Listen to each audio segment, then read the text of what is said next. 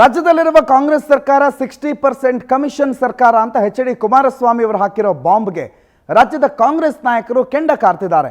ಕುಮಾರಸ್ವಾಮಿ ಅವರ ಹೇಳಿಕೆಗೆ ರಾಜ್ಯದ ಬೇರೆ ಬೇರೆ ಕಾಂಗ್ರೆಸ್ ನಾಯಕರ ವಿರೋಧ ವ್ಯಕ್ತವಾಗಿದೆ ಮತ್ತು ಕೆಲವರು ತಿರುಗೇಟ್ ಕೊಡ್ತಿದ್ದಾರೆ. ಎಂ.ಬಿ. ಪಾಟೀಲ್ ತಿರುಗೇಟ್ ಕೊಟ್ಟಿದ್ದಾರೆ. ನಿಖಿಲ್ ಕುಮಾರಸ್ವಾಮಿ ಸೋಲಿನ ಹತಾಶೆ ಅವರು ಕಾಡ್ತಾ ಇದೆ, ಅದಕ್ಕೆ ಅವರು ಈ ರೀತಿ ಮಾತಾಡ್ತಿದ್ದಾರೆ. ಎಚ್.ಡಿ.ಕೆ ಹಿಂಗೆಲ್ಲ ಹಿಟ್ ಅಂಡ್ ರನ್ ಮಾಡಿ ಹೋಗ್ತಾ ಇರ್ತಾರೆ. ಸಂಕ್ರಾಂತಿ ಆದಮೇಲೆ ಕೆಲವರು ಪಕ್ಷದಲ್ಲೇ ಇರಲ್ಲ, ಅದಕ್ಕೋಸ್ಕರ ಅವರು ಹತಾಶರಾಗಿದ್ದಾರೆ ಅಂತ ಹೇಳಿ ತಿರುಗೇಟ್ ಕೊಟ್ಟಿದ್ದಾರೆ ಮಾನ್ಯ ಸಚಿವರು ಎಂ.ಬಿ. ಪಾಟೀಲ್. ನೋಡಿ, ಒಂದು ಕೆಲಸ ಮಾಡಿ, ನಿನ್ನೆ ನಾನು ಉತ್ತರ ಕೊಟ್ಟಿದ್ದೀನಿ.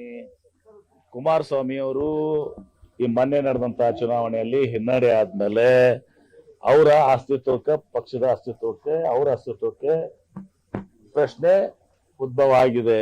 ಸುಮ್ಮನೆ ಈಗ ಹಿಟ್ ಅಂಡ್ ರನ್ ಮಾಡೋದು ಸ್ವಭಾವ ಇದೆ ಕುಮಾರಸ್ವಾಮಿ ಅವ್ರದ್ದು. ಹಿಟ್ ಅಂಡ್ ರನ್ ಮಾಡುವಂತ ಸ್ವಭಾವ ಇದೆ. ಅವ್ರಿಗೇನಾಗಿದೆ ಅಂದ್ರೆ ಇವತ್ತು ಸಂಕ್ರಾಂತಿ ನಂತರ ಕಾಂಗ್ರೆಸ್ ಸರ್ಕಾರ ಹೋಗ್ತದೆ ಅಂತ ಹೇಳ್ತಾರೆ, ಬೆಳವಣಿಗೆ ಆಗ್ತದೆ, ರಾಜಕೀಯ ಬೆಳವಣಿಗೆ. ಸಂಕ್ರಾಂತಿ ನಂತರ ಅವ್ರ ಪಕ್ಷದಲ್ಲಿ ಒಂದು ವರ್ಷ ಶಾಸಕರು ಉಳಿಯಂಗಿಲ್ಲ ಯಾರು. ಹೀಗಾಗಿ ಹತಾಶರಾಗಿದ್ದಾರೆ, ಹತಾಶಾಗಿ ಮಾತಾಡ್ತಾ ಇದಾರೆ ಅಷ್ಟೇ. ನೋಡಿ, ಒಂದು ಕೆಲಸ ಮಾಡಿ, ಯಾರು ಗುತ್ತಿಗೆದಾರರು ಸಮಾಧಾನ ಮಾಡಿದ್ದಾರೆ ನಿರ್ದಿಷ್ಟವಾಗಿ ಅವರು ಕೊಡ್ಲಿ, ಅದನ್ನ ನಾವು ತನಿಖೆ ಮಾಡ್ತೀವಿ. ತಪ್ಪಿಸ್ತರಿಗೆ ನಿರ್ದಾಕ್ಷಿಣ್ಯವಾಗಿ ಕ್ರಮ ಕೈಗೊಳ್ತೀವಿ. ಸುಮ್ಮನೆ ಗಾಳಿಯಲ್ಲಿ ಗುಂಡು ಹೊಡೆಯುವಂತದ್ದು ಆಗ್ಬಾರ್ದು.